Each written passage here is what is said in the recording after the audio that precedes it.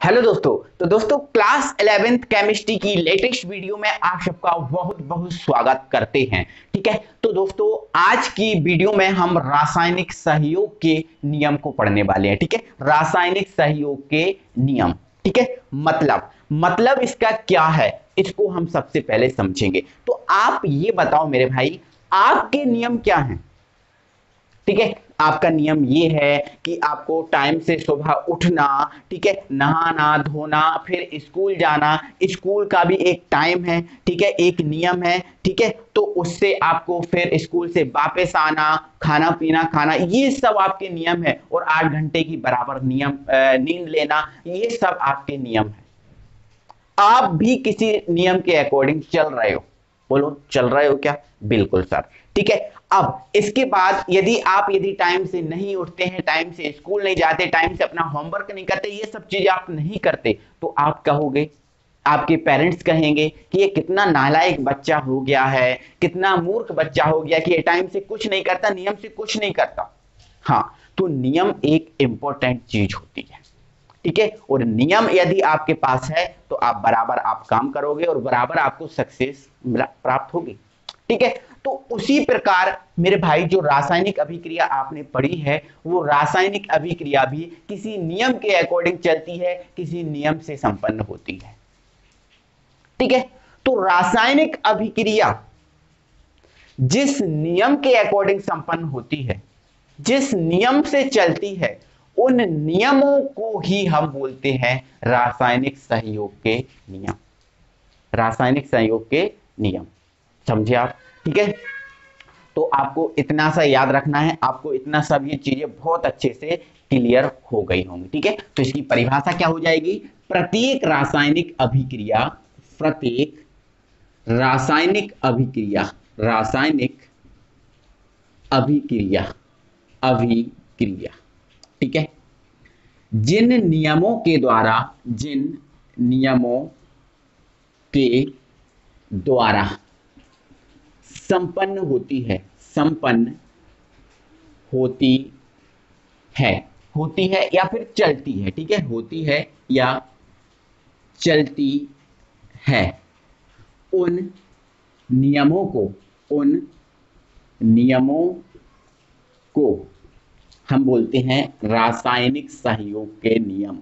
रासायनिक सहयोग के नियम। ठीक है, तो आपको ध्यान रखना है, हमारे जिस प्रकार से नियम होते हैं उस टाइप से कोई रासायनिक अभिक्रिया होती है, उस रासायनिक अभिक्रिया के भी कुछ नियम होते हैं जिनके अकॉर्डिंग वो चलती है, उन्हें हम बोलते हैं रासायनिक सहयोग के नियम। अब रासायनिक सहयोग के नियम बोलते तो हैं, लेकिन ये रासायनिक अभिक्रिया कितने नियम के अकॉर्डिंग चलती है, कितने होते हैं ये? ठीक है, तो रासायनिक सहयोग के नियम जो है ना मेरे भाई, वो 5 टाइप के होते हैं।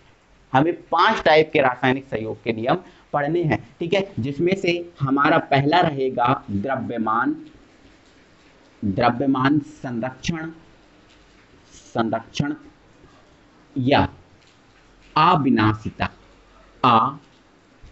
अविनाशिता, विनाशिता, अविनाशिता का नियम। ठीक है, ये हमारा पहला नियम है। ठीक है, द्रव्यमान संरक्षण या अविनाशिता का नियम। ठीक है, जिसमें हमारा सेकंड रहेगा स्थिर अनुपात का नियम, स्थिर अनुपात, अनुपात का नियम। ठीक है, इस नियम के अनुसार भी रासायनिक अभिक्रियाएं चलती हैं। ठीक है, चलो थर्ड हमारा रहेगा गुणित अनुपात का नियम, गुणित अनुपात, अनुपात का नियम। आप भी अपनी कॉपी में बिल्कुल बराबर कंटिन्यूस नोट्स बनाइएगा आप। ठीक है, तभी आपको पढ़ने में मजा आएगा। ठीक है, गुणित अनुपात का नियम हो गया। फोर्थ है हमारा व्युत्क्रम अनुपात का नियम, व्युत्क्रम अनुपात, अनुपात का नियम, व्युत्क्रम अनुपात का नियम। ठीक है, और ये हमारा फिफ्थ रहेगा गै-लूसाक का नियम, गै-लूसाक। ये गै-लूसाक वैज्ञानिक है ना, और इन वैज्ञानिक महोदय के नाम पर ये नियम रख दिया। ठीक है, गै-लूसाक का नियम। ठीक है, तो ये टोटल मेरे भाई रासायनिक सहयोग के 5 नियम हैं। और इन 5 नियम के अलावा कोई भी नियम नहीं है और इन 5 नियमों के से ही जो रासायनिक अभिक्रिया है वो चलती है। इन नियमों के आधार पर ही रासायनिक अभिक्रिया संपन्न होती है। तो ये आपके 5 नियम एक एक करके आपको पढ़ना है, ठीक है। तो एक एक करके हम पूरा एग्जाम्पल के साथ बिल्कुल फुल आपको समझाएंगे, ठीक है। तो पहले हम पढ़ते हैं द्रव्यमान संरक्षण या अविनाशिता का अपनियम। अब देखेंगे हम द्रव्यमान संरक्षण के नियम। तो दोस्तों द्रव्यमान संरक्षण के नियम पे अगर बात करें तो देखो ये तो चीज हमें नाम से ही समझ में आ रही है, द्रव्यमान, ठीक है। द्रव्यमान आप जानते ही हो क्या होता है, ठीक है। किसी वस्तु का जो भार होता है, ठीक है, उसे हम क्या बोलते हैं, द्रव्यमान, ठीक है। तो द्रव्यमान संरक्षण, संरक्षण मतलब उसका संरक्षण, संरक्षित, वो कभी चीज नष्ट नहीं होती। संरक्षण का मतलब ये है कि वो चीज संरक्षित होती है, वो चीज कभी नष्ट नहीं होती, ठीक है, ना ही वो कभी उत्पन्न होती। ये संरक्षण का मतलब है, ठीक है। या देखो द्रव्यमान संरक्षण का नियम या फिर दूसरा हमें इसे क्या बोलते हैं, अविनाशिता का नियम, ठीक है। अविनाशिता, ठीक है, अविनाशिता, ठीक है, का नियम, अविनाशिता का नियम, ये हमारा ये नियम है। तो अविनाशिता का मतलब क्या है, कभी नाश ना होना, हमेशा अमर रहना, अविनाशिता का मतलब है, ठीक है। तो संरक्षण का मतलब ना कभी उत्पन्न होना ना कभी नष्ट होना, और अविनाशिता का भी मतलब यही है ना कभी उत्पन्न होना ना कभी नष्ट होना, कभी भी नष्ट नहीं होना, हमेशा अमर रहना, ठीक है। तो देखो ये द्रव्यमान के ऊपर बात कर रहा है, ठीक है। मतलब इस नियम में जो द्रव्यमान होता है वो कभी नष्ट नहीं होता, मतलब इस नियम के अकॉर्डिंग द्रव्यमान जो है ना कभी नष्ट नहीं होता, ना कभी उत्पन्न होता, ना कभी नष्ट होता ना कभी उत्पन्न होता। तो फिर क्या होता है, तो फिर क्या होता है, ये एक रूप से दूसरे रूप में परिवर्तित हो जाता है, ये कभी नष्ट नहीं होता ना कभी उत्पन्न होता, ठीक है। चलो अब इस नियम की बात करें तो ये नियम दिया क्यों, किसने दिया, ठीक है। तो मेरे भाई अगर इस नियम की बात करें तो ये जो नियम है सन 1744 में दिया गया था, ठीक है। सन 1744 में, सन 1744 में दिया था, और ये दिया था लेवोजियर महोदय ने, ठीक है। लेवोजियर भी बोलते हैं, ठीक है, लेवोजियर महोदय ने दिया था इस नियम को, ठीक है। इस नियम को लेवोजियर महोदय ने दिया था, ठीक है। अपनी कॉपी में क्या लिखना है, इस नियम का प्रतिपादन सन 1744 में लेवोजियर महोदय ने किया था, ये लिखना है, ठीक है। अब ये नियम कहता क्या है, तो देखो आप लिख दोगे, अच्छे हेडिंग जमा लोगे, इस नियम के अनुसार, इस नियमानुसार, ये बढ़िया थ्योरी आप हेडिंग जमा लोगे। और इस नियमानुसार क्या है, ठीक है, इस नियमानुसार ये है द्रव्यमान को ना कभी नष्ट किया जा सकता, नष्ट किया जा सकता है, और ना ही कभी उत्पन्न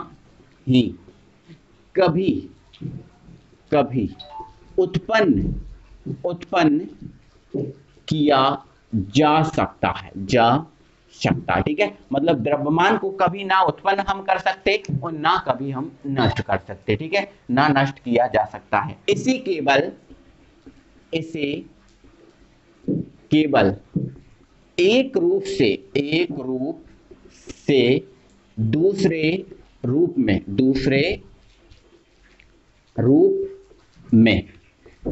परिवर्तित किया जाता है, ठीक है। ध्यान रखना, हमेशा द्रव्यमान को ना कभी उत्पन्न कर सकते ना कभी नष्ट कर सकते, इसे तो केवल हम एक रूप से दूसरे रूप में परिवर्तन कर सकते हैं। एग्जाम्पल, ठीक है। चलो एग्जाम्पल आप समझ लो, ठीक है। देखो आप जैसे मान के चलो मैंने एक 100 ग्राम की मोमबत्ती ली, ठीक है। चलो एक सेकंड में मोमबत्ती लेके आपको दिखाता हूं, ठीक है। ये मैंने क्या किया, 100 ग्राम की मोमबत्ती ली, ठीक है। अब इसको क्या किया, मैंने जला दिया, ठीक है। ये 100 ग्राम की हमने मोमबत्ती ली और इसको हमने क्या किया, जला दिया, ठीक है। अब ये मोमबत्ती हमारे पास कितने ग्राम की है, 100 ग्राम की है, ठीक है। इसको हमने क्या किया, जला दिया। अब इस 100 ग्राम की मोमबत्ती को जब हमने जला दिया तो जलने के बाद ये पूरी खत्म हो गई, तो ये केवल कितनी बची है, 40 ग्राम। कितनी बची है, 40 ग्राम। पहले देखो 100 ग्राम की थी, अब बची है हमारे पास 40 ग्राम, 40 ग्राम बची है। तो अब कहोगे सर आप तो बोल रहे थे कि द्रव्यमान कभी नष्ट नहीं होता, तो 100 ग्राम से 40 ग्राम क्यों बची? 60 ग्राम कौन खा गया? हाँ, ये तो बात है आपकी, लेकिन मेरे भाई द्रव्यमान नष्ट नहीं हुआ इसमें। मेरे भाई आप ये सोचो, इस मोमबत्ती को हमने जलाया तो क्या इसमें से धुआं नहीं निकला? निकला। क्या इसमें कुछ जलवाष्प नहीं बनी? देखो जलवाष्प मतलब वो पिघल पिघल के नीचे गिरती है ना, कुछ जलवाष्प नहीं बनी? बनी। कुछ CO2 नहीं बनी? बनी, क्योंकि जल रही है तो CO2 तो बनेगी।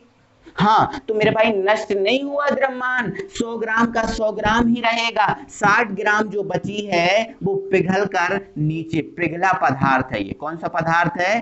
पिघला पदार्थ है। 60 ग्राम 40 ग्राम, ठीक है। और बाकी इसका क्या बना? CO2 भी बना। क्या बना? CO2 भी बना। और क्या बना? इसका धुआं भी बना। क्या बना? धुआं भी बना, ठीक है। तो धुआं और CO2 कहां गया?